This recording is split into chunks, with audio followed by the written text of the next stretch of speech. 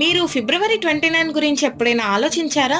ప్రతి 4 సంవత్సరాలకు ఒక్కసారి మాత్రమే క్యాలెండర్లో ఈ తేదీ వస్తుంది. దీనిని మనం లీప్ డే అంటాం. మరియు ఫిబ్రవరి 29 ఉన్న సంవత్సరాన్ని లీప్ ఇయర్ అని పిలుస్తాం. ఇలా ఎందుకు వస్తుందంటే భూమి సూర్యుడి చుట్టూ తిరగడానికి సరిగ్గా 365 డేస్ పట్టదు. దీనికి సుమారు 365.25 డేస్ పడుతుంది. ఈ అదనపు పావు రోజును సర్దుబాటు చేయకపోతే కొన్ని సంవత్సరాలకు మన క్యాలెండర్ ఋతువులతో సరిపోదు. అంటే 100 సంవత్సరాల తర్వాత మన క్యాలెండర్ ప్రకారం వేసవి కాలం వస్తున్నా నిజానికి శీతాకాలం ఉండొచ్చు. ఈ సమస్యకు నివారించడానికి ప్రతి 4 సంవత్సరాలకు ఒకసారి ఆ పావు రోజులను కలిపి ఒక పూర్తి రోజుగా ఫిబ్రవరి నెలకు అదనంగా చేరుస్తారు. అందుకే ఫిబ్రవరి 29 వస్తుంది.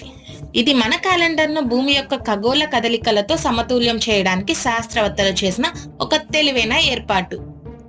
ఇలాంటి కొత్త కొత్త విషయాలు తెలుసుకోవడానికి తెలుసోల్ని సబ్స్క్రైబ్ చేసుకోండి.